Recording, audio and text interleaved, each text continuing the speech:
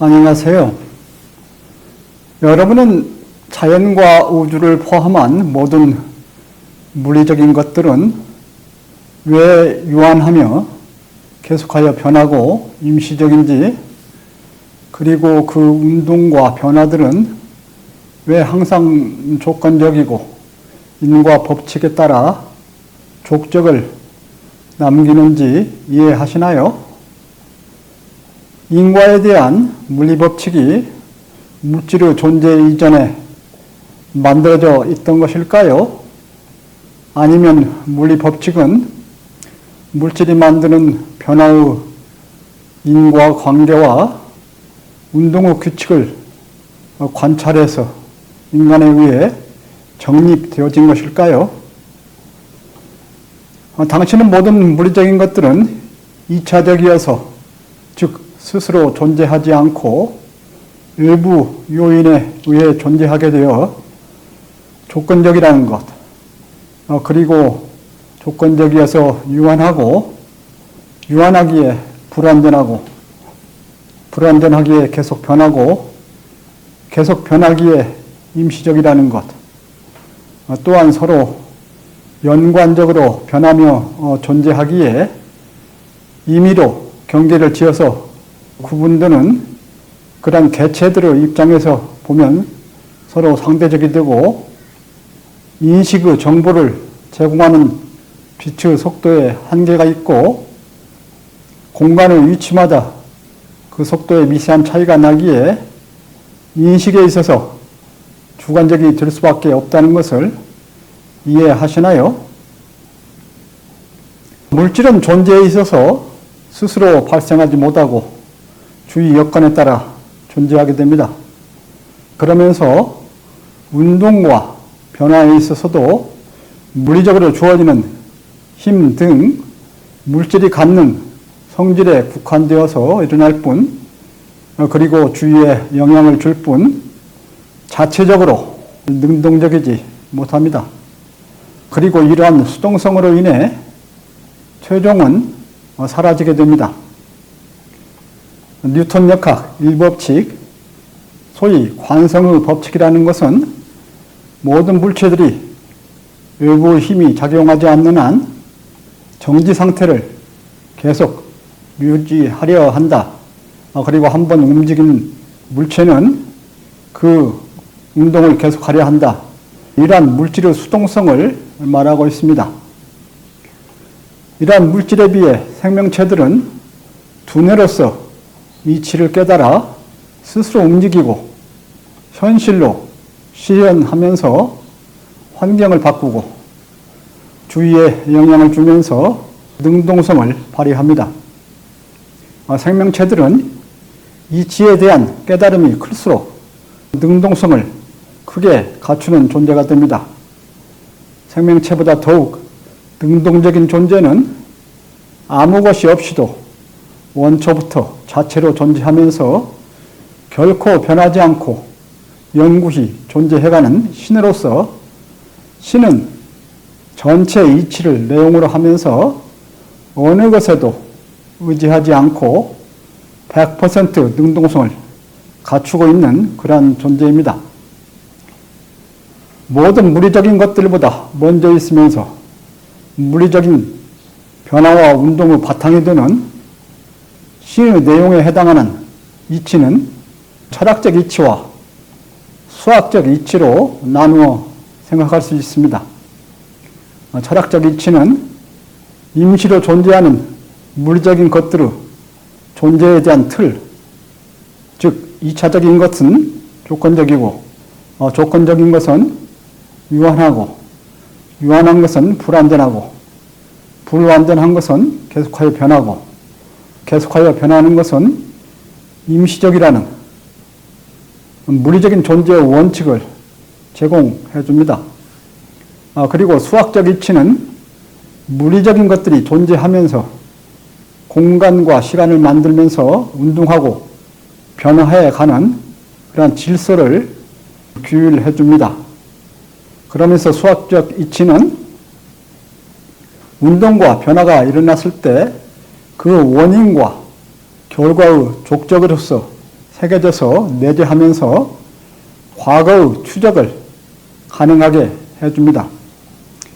이와 같이 이 지들을 내용으로 하는 신의 세계를 바탕으로 해서 물리적인 것들이 조건들을 가지며 임시로 존재하게 되고, 또한 조건들이 실현되어진 이치의 족적이 되어 진리로서 달라붙어 변화 속에 내재하게 되고, 같은 조건이면 같은 결과로 귀결되는 그러한 인과율에 따라 그러한 수학적 이치의 진리가 물리 법칙으로 정립되어질 수 있게 됩니다. 따라서 물리 법칙은 수학적 이치의 수식으로 표현될 수 있게 되는 것입니다. 물리 법칙은 물리적 존재 이전에 존재하는 것이 아닙니다. 철학적 이치와 수학적 이치가 물질적인 것들이 존재하고 변화해갈 수 있는 조건과 잠재적 가능성으로서 먼저 있고, 그 틀 내에서 일정의 성질을 갖는 물질이 발생하고 변화해 가는 것입니다. 물질의 공간상의 위치는 조건이 되고, 그 조건에 따른 상호작용에 의하여 인과 관계가 나타나고, 이러한 조건에 따른 상호작용의 인과 관계로 실현되어진 수학적 이치, 즉 실현된 참한 이치로서의 진리가 그 내부에 새겨지게 되고, 그 인과 관계의 규칙성을 인간이 수학적 이치의 식으로서 표현하는 것이 물리 법칙이 되는 것입니다. 그러면서 물리 법칙은 같은 조건이면 같은 결과가 나타난다는 실현되어진 것에 대한 이치인 진리를 보여줌과 동시에 앞으로의 운동과 변화에 대한 예측을 가능하게 해주는 그런 법칙이 되는 것입니다. 과학자들이 물리 법칙을 정립하는 가장 일반적인 과정을 살펴보면은, 과학자들은 가장 먼저 자연에서 일어나는 현상들을 관찰합니다. 그리고 그로부터 중요하거나 특이하다고 생각되는 운동 또는 변화를 주의 깊게 들여다봅니다. 그 현상의 주요 특성과 인과관계를 깊이 분석합니다. 그러면서 인과관계의 보편성이나 운동의 주기성을 확인합니다. 보편성이나 주기성이 확인되면 이를 변화의 원리 또는 운동의 규칙으로 하여 수학식으로 정립하게 됩니다. 정립한 식이 현상을 잘 설명하는지, 즉 보편성이 있는지 확인하고, 필요하면 수정 보완하고, 또한 증명을 합니다. 이로써 물리 법칙이 정립되는 것입니다. 보편성이나 주기성이 없이 특수하게 일시적으로 일어나는 경우라면 인과관계를 수학적 이치로 설명할 수는 있겠지만 굳이 물리 법칙으로 정립할 필요는 없겠지요. 그럼 인류 역사에서 대표적인 물리 법칙들이 어떤 과정을 거쳐서 수식의 법칙들로 정립되었는지 예를 들어 설명해 보도록 하겠는데요. 뉴턴의 만유인력 법칙, 케플러의 행성 운동의 법칙, 아인슈타인의 상대성 원리의 순서로 예를 들어 드리겠습니다. 물론 나는 그 과학자들이 살았던 그런 같은 시대에 살지 않았고 지금에 있어서도 같은 지역에 살지 않습니다. 그러기에 그들이 겪은 그러한 과정들을 아주 정확하게 알고 상세히 설명할 수는 없을 것입니다. 그러나 그들의 법칙들이 주는 의미와 다소 전해지는 이야기들을 참조하면서 그 과정들을 어느 정도 짐작할 수 있을 것입니다. 그들 법칙들의 정립 과정에는 무엇보다도 먼저 가감, 성제 등 결코 변하지 않는 수학적 이치와 이를 기반으로 하는 무한히 크고 세밀한 공간 좌표계가 있다고 전제하고, 또한 물리적 운동과 변화가 그 바탕 위에서 일어난다고 전제하고 진행되었을 것으로 짐작이 됩니다. 먼저 뉴턴의 만유인력 법칙의 경우를 보겠는데요. 17세기 후반 뉴턴은 캠브리지의 어느 사과밭 벤치에서 쉬면서 사색하고 있었다지요. 그런데 옆에서 사과가 떨어졌다지요. 갑자기 사과가 떨어지는 현상을 보면서 왜 저 사과가 떨어질까? 무엇이 저 사과를 떨어지게 할까? 지구가 사과를 당기는 것이 아닐까? 그런데 모든 물건을 위로 던지면 다시 되돌아 떨어지는 이유는 무엇인가? 그런 생각들을 이어가다가 지구가 사과를 끌어내린다. 지구와 사과 사이에 서로 당기는 힘이 있다.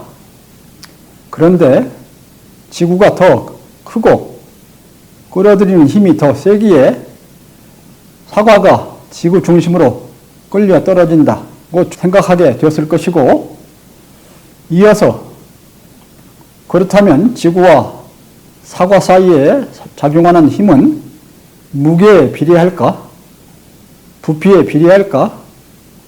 아니다. 질량에 비례한다. 그리고 그 힘은 그들 사이의 거리에는 반비례할 것이다.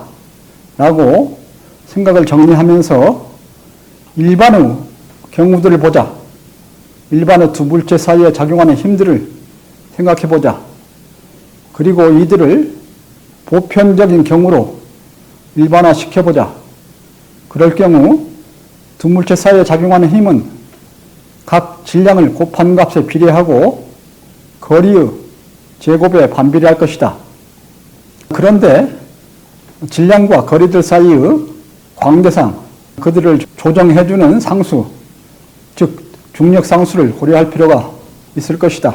라고 구체적으로 생각한 후 이제는 이들 모두를 같이 고려한다면, 그리고 각 물체의 질량을 M1과 M2, 그들 사이의 거리를 R, 중력 상수를 G라고 하여 수식으로 표현한다면 그 두 물체 사이에 작용하는 힘 F는 F 이퀄 G, R 좌성분의 M1, M2 이렇게 표현할 수 있을 것이다. 이러한 과정을 거쳤을 것입니다. 그리고 그 뒤 수많은 실험과 현실적 증명 과정을 거치면서 중력상수 G의 값이 보정되었을 것이고 수식의 정확성이 확인되었을 것입니다.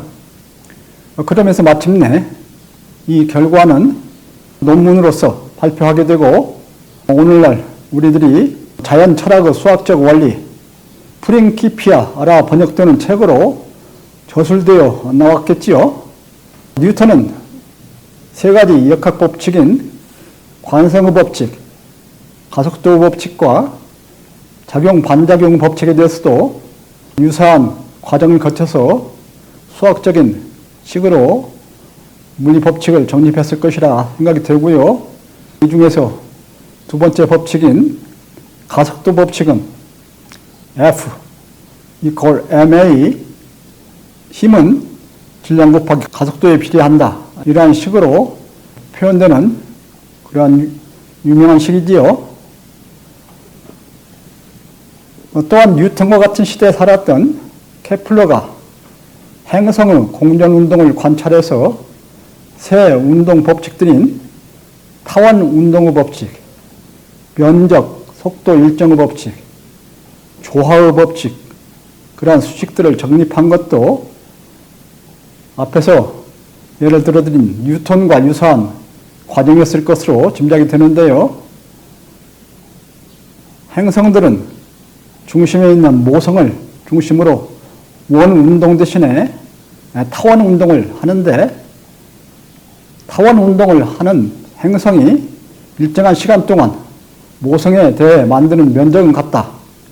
즉 타원 운동상에서 먼 곳에서는 느린 속도로 진행하고 가까운 곳에서는 빠른 속도로 진행한다는 면적 일정 법칙은 매우 유명하지요. 아인슈타인의 상대성 원리는 인류 역사에서 물리학은 물론 과학 전체에서 가장 위대한 물리세계의 원리로 인정받고 있지요. 1905년에 특수 상대성 원리, 1915년에 중력을 추가로 고려한 일반 상대성 원리가 발표되었는데요. 매우 깊은 사색과 오랜 사고를 거쳐서 완성되었다고 짐작이 됩니다. 그 사색과 사고 과정은 먼저 기본적으로 모든 물질은 뭉쳤다, 흩어졌다 한다. 물질들은 분자, 원자 등 원소로 이루어지고 원소는 결국 에너지 뭉침이다. 에너지와 물질은 물리적 공간을 이룬다. 즉 물리적 공간은 에너지 밀도 차이로 이루어지며 밀도 차이에 의하여 중력이 다르며 공간의 변화는 밀도와 중력 사이의 상호 관계에 의한 것이다.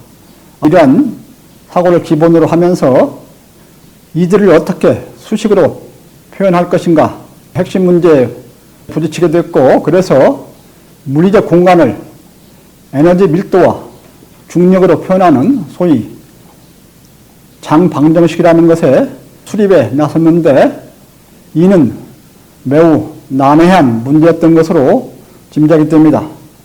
그래서 아인슈타인은 매우 높은 수준의 그 수학자의 도움을 받게 되었는데요. 그 수학자의 도움으로 그 수식이 완성이 되었는데, 그 방정식은 보시는 바와 같은 텐서 방정식으로서 인간의 손으로 방정식을 풀기에는 매우 어렵고요.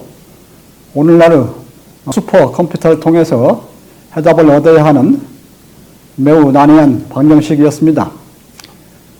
이 방정식으로부터 얻어지는 결과 중에 하나는 매우 자주 소개되고 원자폭탄을 만드는 데 기본으로 사용되었던 그러한 식, 질량 m을 갖는 물질 에너지는 이 질량의 광속의 제곱을 곱한 것과 같다. 즉 E 이퀄 mc 자승이라는 식입니다. 그리고 이 식에 의해 설명되는 현상들은 중력에 의해 빛이 휘게 되는 렌즈 현상, 그리고 공간이 뒤틀리는 현상, 또한 시간이 각 위치마다 다른 속도로 흐름을 말하는 그런 것들이 되고요. 더불어서 블랙홀의 존재를 예측할 수 있게 됩니다. 물리 법칙이 존재하게 되는 과정을 다시 정리를 해보면 모든 물리적인 것들 이전에 수학적 이치가 존재한다. 이 수학적 이치들은 수시로 발생 소멸하는 에너지와 물리적 개체들이 공간과 시간을 만들면서 변해갈 수 있는 바탕이 되고 조건이 된다. 그래서 수학은 물리적 운동과 변화가 일어날 수 있는 잠재적 가능성을 다룬다. 동시에 수학적 이치는 실현된 결과에 대한 족적이 되면서 변화의 과정을 역추적할 수 있게 한다. 우리 우주에서 물리적으로 실현된 이치를 진리라고 한다. 물질 변화의 인과관계와 물체 운동의 규칙성은 수학적 식으로 표현될 수 있게 되고, 따라서 물리 법칙들에는 수학이 들어가게 된다. 즉 모든 물리적인 변화에는 결코 변하지 않으며 항상 옳은 바탕의 이치가 진리로서 배어들어 내재해 있게 됨으로써 족적을 만들며 물리 법칙을 정립할 수 있게 한다. 이러한 내용이 되겠습니다. 그래서 존재의 순서에서 보면 수학적 이치, 물리적 존재, 물리 법칙의 순서가 된다고 말할 수가 있습니다. 물질이 먼저 존재하고 이치가 만들어지거나 물리 법칙이 먼저 만들어지고 이에 따라 물리적 운동이나 변화가 일어나는 것이 아님을 확실히 아셔야 합니다. 물리 법칙이 한 우주 내에서 보편성을 갖는 이유는 같은 성질의 에너지가 우주 전체로 열려서 교류하기 때문이고, 이보다 더 근본적인 이유는 태초부터 옳게 불변으로 존재하는 수학적 이치가 바탕을 이루면서 언제 어디서나 동일하게 유지되기 때문입니다. 이치는 모든 우주에서 보편적이나 물리 법칙은 우주에 따라 다를 수 있음을 이해하셔야 합니다. 오늘의 요점을 정리해보면 모든 물리적 존재와 변화는 물질을 매개로 한 이치의 실현이며, 이 물리적 실현 속에 이치가 진리로서 들어가 있기 때문으로써 변화와 운동의 인과적 규칙으로 물리 법칙이 정립되어지면서 그 법칙이 우주 내에서 보편성을 갖게 된다. 이치는 다른 우주를 포함한 모든 곳에서 보편성을 갖지만 진리와 물리 법칙은 우리 우주에서 보편성을 갖는다. 진리와 물리 법칙은 특별한 물리적 조건에서 실현되는 이치에 해당하기 때문이다. 이러한 내용이 되겠습니다. 인간을 발명 또는 창조란 인간이 이치와 물질적 성질을 알아서 이를 물질을 통해서 현실로 실현하는 것입니다. 수학자들은 수학적 이치를 탐구하고, 과학자들은 물리적 성질과 물리적 변화 원리를 알아내고, 기술자들은 이러한 것들을 종합해서 실생활에 필요한 제품들을 만들어내는 것이죠. 여러분은 내가 사용하는 이치, 진리, 물리 법칙, 이러한 용어들이 일반인이 사용하는 모호한 개념의 의미를 넘어서 매우 잘 정의된 용어들이라는 것을 확실히 확인하셔야 합니다. 진리는 진실 또는 사실과, 그리고 물리 법칙은 자연 법칙과 명확히 구분해서 사용하고 있습니다. 이상으로 오늘의 주제를 마치겠습니다. 감사합니다.